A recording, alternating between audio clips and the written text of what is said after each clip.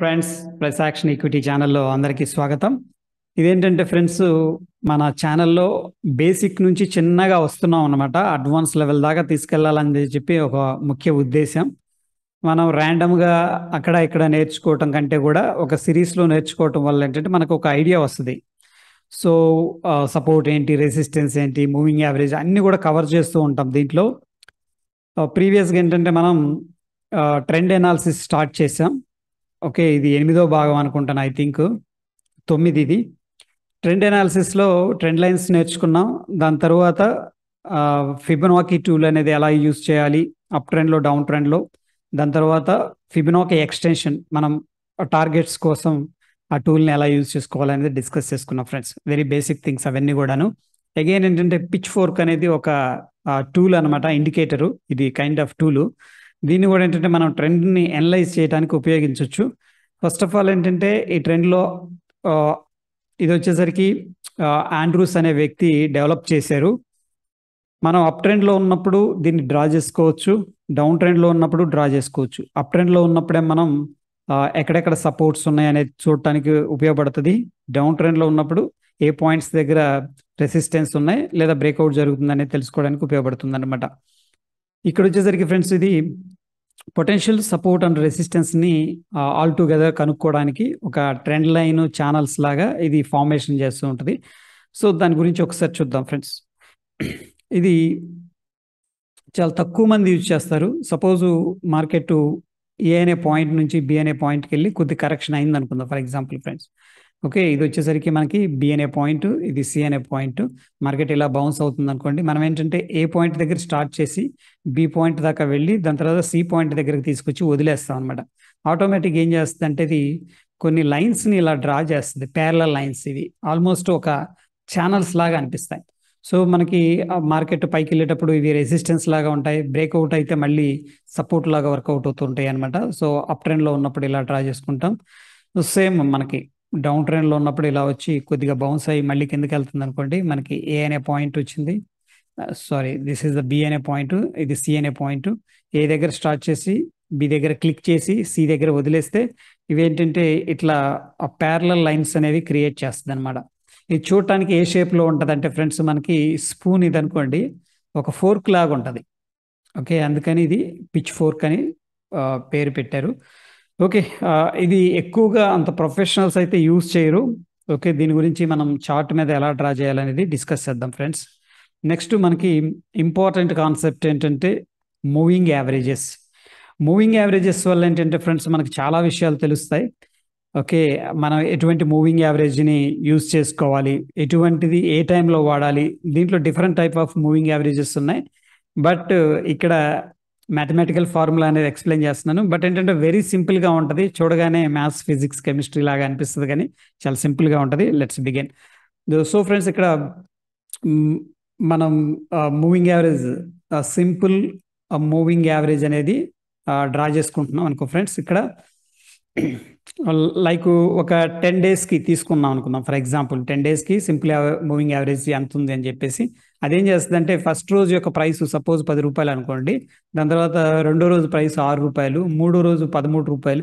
ఈ విధంగా ఏంటంటే ఒక 10 డేస్ ప్రైస్ అనేది తీసుకుంటుంది, క్లోజింగ్ ప్రైస్ అనేది తీసుకుంటుంది ఫ్రెండ్స్. డిఫాల్ట్గా ఏంటంటే మనకి ఇక్కడ మూవింగ్ యావరేజ్ ఎప్పుడు కూడా క్లోజింగ్ ప్రైస్ అనేది తీసుకుంటుంది. తీసుకొని డివైడెడ్ బై సింపుల్గా ఎన్ని రోజులు అయితే మనం తీసుకున్నామో అన్ని రోజులు అనేది ఇక్కడ డ్రా చేయటం అనేది జరుగుతుంది అన్నమాట. సో దీని యావరేజ్ సపోజ్ ఫర్ ఎగ్జాంపుల్ అనుకుందాం ఒక 13.3 వచ్చింది అనుకోండి. అట్లా ఇట్లా డ్రా చేసుకుంటూ వెళ్తుంది అనమాట.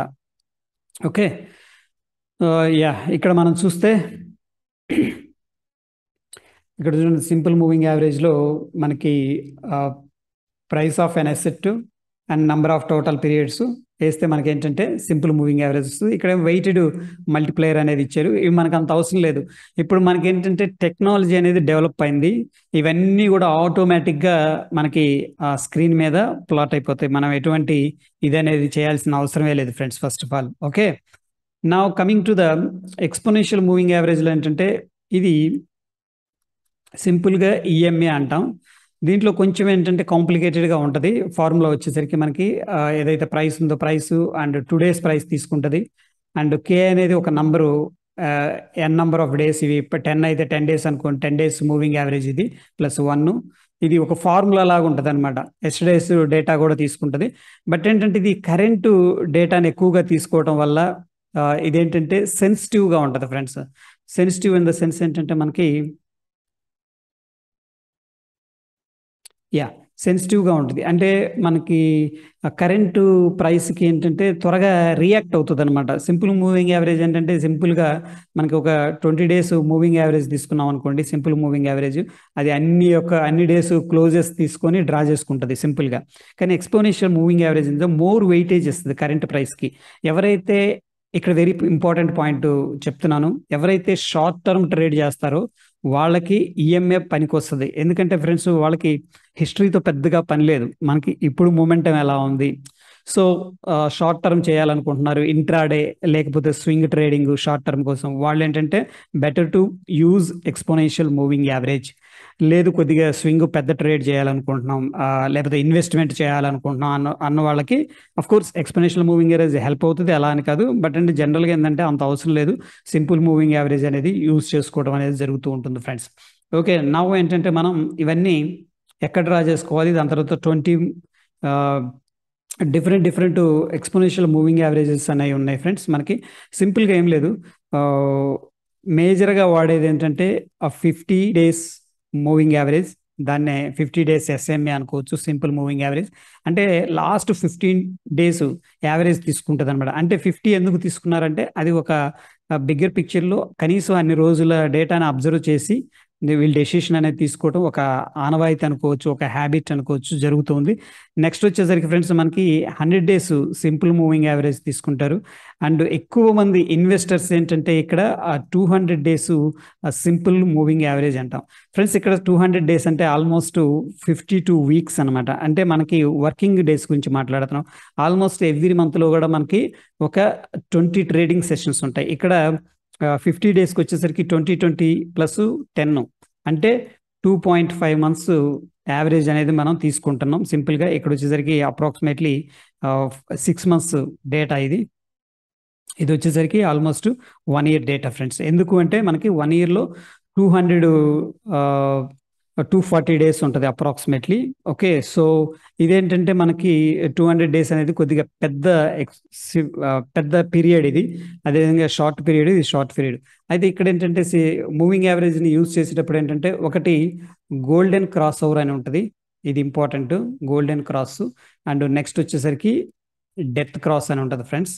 ఈ రెండు ఏం లేదు, మనకి ఎప్పుడైతే ఈ short term 50 days moving average ఉంది కదా, ఇదేంటంటే 200 డేస్ మీద ట్రేడ్ అవుతుంది అనుకోండి, క్రాస్ ఓవర్ అయింది అనుకోండి, అప్పుడు ఏంటంటే ఇది గోల్డెన్ క్రాస్ ఓవర్ అంటాం.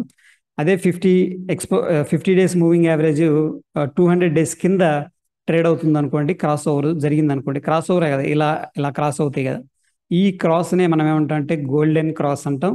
ఒకవేళ 50 అనేది 200 డేస్ మూవింగ్ యావరేజ్ కింద ట్రేడ్ అయితే డెత్ క్రాస్ అంటాం. దీనివల్ల ఏంటంటే ఒక సెంటిమెంట్ అనమాట. అంటే షార్ట్ పీరియడ్ ఏదైతే ఉందో, షార్ట్ పీరియడ్ వచ్చేసరికి మనకి 50 డేస్ది, లాంగ్ పీరియడ్ వచ్చేసరికి మనకి 200 డేస్ మూవింగ్ యావరేజ్. ఈ షార్ట్ పీరియడ్ ప్రైస్ అనేది తొందరగా 200 డేస్ని క్రాస్ ఓవర్ చేస్తుంది, అంటే మొమెంటం అనేది, అంటే ఒక ట్రెండ్ అనేది షిఫ్ట్ అవుతుంది అని చెప్పేసి ఒక థియరీ అనమాట. ఓకే, నా మనం ఏంటంటే బేసికల్గా చార్ట్ మీద చూద్దాం ఈ ప్రాక్టికల్గా, సో దట్ మనకి డెఫినెట్గా ఒక ఐడియా వస్తుంది ఫ్రెండ్స్.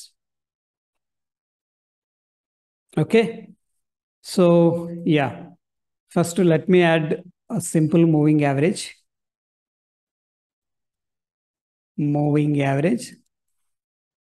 ఓకే, అండ్ ఫస్ట్ మనం ఏంటంటే ఇక్కడ చూడండి, డిఫాల్ట్ క్లోజ్ ఉంటుంది, ఇక్కడ ఓపెన్ హై లో క్లోజ్.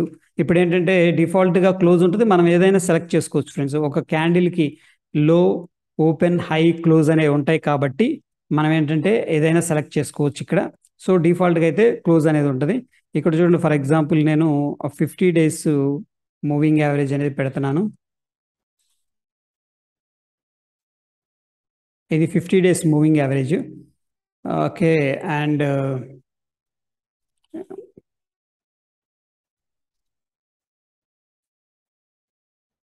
ఇది వచ్చేసరికి 200 డేస్ మూవింగ్ యావరేజ్. దీని యొక్క కలర్ అనేది మనం ఏం చేద్దామంటే రెడ్ అనేది పెడదాం ఫ్రెండ్స్.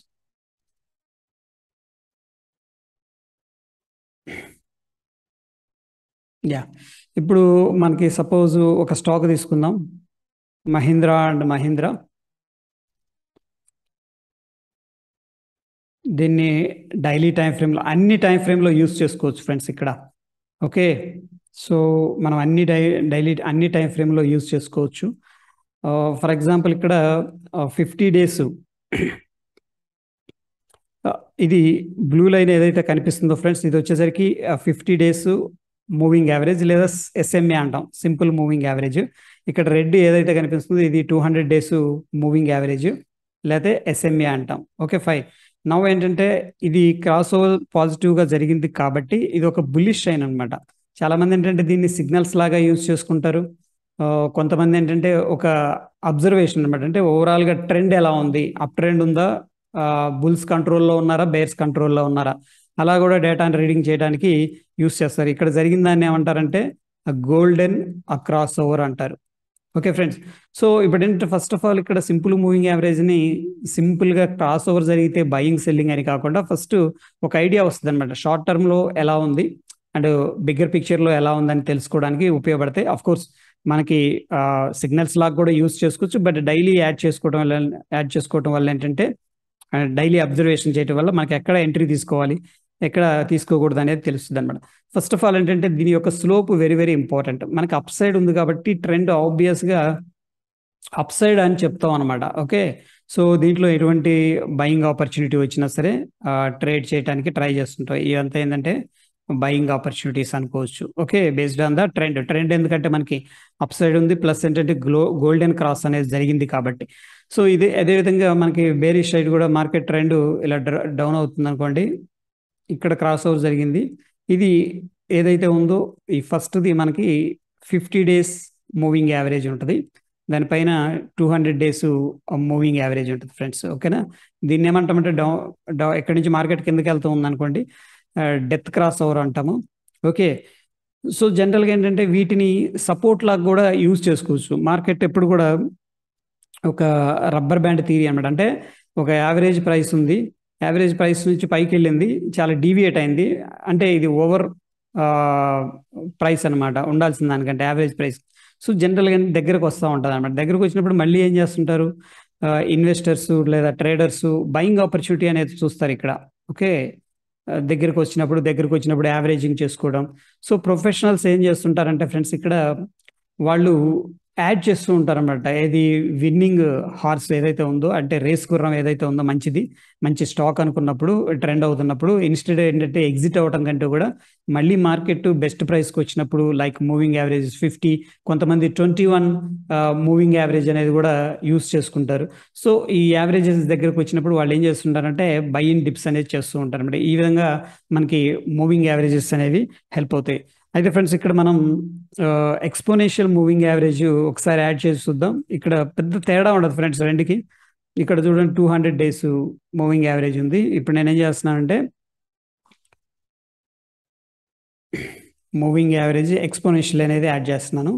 మూవింగ్ యావరేజ్ ఎక్స్పోనెన్షియల్ కూడా ఇక్కడ 200 పెడదాం. ఓకే, యా, కలర్ వచ్చేసరికి బ్లూనే ఉంది. ఇది రెండు కూడా మనకి ఎక్స్పోనెన్షియల్ మూవింగ్ యావరేజెస్ ఫ్రెండ్స్, 200 డేస్వి. సో సేమ్ మూవింగ్ యావరేజెస్ అని చెప్పొచ్చు, అంటే సేమ్ పీరియడ్ 200 డేస్. రెండు కూడా ఏంటంటే 200 డేస్ మూవింగ్ యావరేజ్ ప్రైస్ని తీసుకొని 200 డేస్ యావరేజ్ ప్రైస్ని తీసుకొని క్యాలిక్యులేట్ చేస్తే, ఈ బ్లూ లైన్ ఏమో కొద్దిగా సెన్సిటివిటీ ఎక్కువ ఉంటుంది అనమాట. అంటే పడిన మార్కెట్ కిందకి వచ్చినా పైకి వెళ్ళినా ఏంటంటే త్వరగా రియాక్ట్ అవుతుంది, ఇది కొద్దిగా స్లోగా రియాక్ట్ అవుతుంది, అంతే, వెరీ సింపుల్. రెండు కూడా ఒకటే డైరెక్షన్ కానీ అంతా కూడా ఒకటే దాన్ని చూపిస్తూ ఉంటాయి, పెద్ద డిఫరెన్స్ ఉండదు. దట్ ఈస్ ద రీజన్ ఏంటంటే మనకి బ్లూ లైన్లో కనిపిస్తుంది మనం అనుకున్నట్టు ప్రైస్కి తొందరగా, అంటే రీసెంట్ ప్రైస్కి తొందరగా రియాక్షన్ చూపిస్తుంది. కాబట్టి దీన్ని ఎవరైతే స్వింగ్ ట్రేడింగ్ చేస్తున్నారో లేదు ఇంట్రాడే చేస్తున్నారు వాళ్ళు ఏంటంటే దీన్ని యూస్ చేసుకోవచ్చు ఫ్రెండ్స్. హోప్ ఈ వీడియో అర్థమైందని చెప్పేసి అనుకుంటున్నాను. సో ఫ్రెండ్స్ ఏంటంటే ఇక్కడ క్వశ్చన్ ఏంటంటే మనకి ఏ మూవింగ్ యావరేజెస్ బెస్ట్ అంటే, ఇక్కడ వచ్చేసరికి ఫ్రెండ్స్ మనకి 21 డేస్ మనం యూజ్ చేసుకోవచ్చు, అండ్ 9 days మూవింగ్ యావరేజెస్ అనేది యూజ్ చేసుకోవచ్చు ఫ్రెండ్స్. 9 days, yeah. ఏది మన ఇంట్రాడే లేదా స్వింగ్ ట్రేడింగ్ అని చేయాలనుకున్న వాళ్ళు ఏంటంటే, ఎప్పుడైతే ఇక్కడ పాజిటివ్ క్రాస్ ఓవర్ అనేది జరుగుతుందో, పాజిటివ్ క్రాస్ ఓవర్ జరుగుతూ ఉంటుందో, అప్పుడు ఏంటంటే బయింగ్ చేసుకోవచ్చు అనమాట. ఓకే, సపోజ్ దీన్ని మనం ఏం చేద్దామంటే, ఒక 15 minutes టైం ఫ్రేమ్కి వెళ్దాం. చూడండి, ఫస్ట్ ఆఫ్ ఆల్ ఏంటంటే మనకి ఇక్కడ మూవింగ్ యావరేజ్ కింద ట్రేడ్ అవుతుంది అనుకోండి. దీంట్లో బయింగ్ ఆపర్చునిటీ చూడటం అనవసరం ఫ్రెండ్స్, ఎందుకంటే మూవింగ్ యావరేజెస్ కింద ట్రేడ్ అవుతుందంటే మార్కెట్ అనేది వీక్ అనే అర్థం. అదేవిధంగా మార్కెట్ మూవింగ్ యావరేజెస్ పైన ట్రేడ్ అవుతుందంటే బుల్లిష్, ఐ మీన్ ఇక్కడ అంటే బుల్లిష్గా ఉంది. సో ఇది స్ట్రెంగ్త్ అనమాట, యా, స్ట్రెంగ్త్ ఉందనే అర్థం అనమాట. సో ఈ విధంగా ఏంటంటే క్రాస్ ఓవర్స్ జరిగినప్పుడు short opportunity and up side జరిగినప్పుడు లాంగ్ ఆపర్చునిటీ అనేది తీసుకోవచ్చు. సో జనరల్గా వాడేది ఇంట్రాడే కోసం. చాలామంది నేను అబ్జర్వ్ చేసింది ఏంటంటే, ఈవెన్ నేను కూడా వాడాను, 9 days exponential moving average and 21 days exponential moving average. ఈ రెండు కూడా మనం అడాప్ట్ చేసుకొని డైలీ అబ్జర్వ్ చేస్తూ, ఓకే, ఈ రెండు ట్రేడ్, ఇక్కడ చూడండి మనకి ఇది వచ్చేసరికి బ్లూ కలర్ వచ్చేసరికి 9 days, ఓకే. లేదా ఇక్కడ ఇంకో పాయింట్ చెప్పాలి, 9 ఎక్స్పోనెన్షియల్ మూవింగ్ యావరేజ్. అదే రెడ్ది వచ్చేసరికి ఫ్రెండ్స్ ఇక్కడ 21 ఎక్స్పోనెన్షియల్ మూవింగ్ యావరేజ్.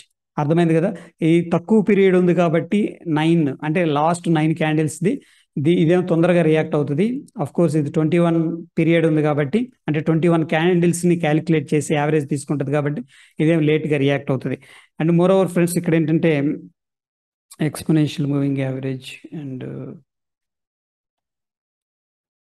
యా, ఇది క్రాస్ ఓవర్ జరిగింది కదా. క్రాస్ ఓవర్ జరిగినప్పుడు మనం ఏంటంటే లాంగ్ ఆపర్చునిటీ ఇనిషియేట్ చేసుకోవాల్సి వచ్చినప్పుడు డైరెక్ట్గా ఓన్లీ క్రాస్ ఓవర్ జరిగింది అనేది కాకుండా మనం ఏంటంటే కింద ఆర్ఎస్ఐ కానీ లేదు ఇంకేదైనా ఇండికేటర్స్ అనేది హెల్ప్ తీసుకోవటం కూడా వెరీ ఇంపార్టెంట్ పాయింట్. ఎందుకంటే ఇండికేటర్స్ ఇక్కడ మనకి జస్ట్ డేటాను బట్టి ఫాలో అవుతుంటాయి కాబట్టి మనకి కన్ఫర్మేషన్ కోసం అదర్ ఇండికేటర్స్ని ఏదైనా యాడ్ చేసుకున్నా కూడా మనకి బెస్ట్ రిజల్ట్స్ అనేవి వస్తాయి. నెక్స్ట్ వచ్చేసరికి ఫ్రెండ్స్, ఇక్కడ 21 ఈఎంఏ అన్నాం అంటే మీనింగ్ ఏంటంటే 21 days అని కాదు.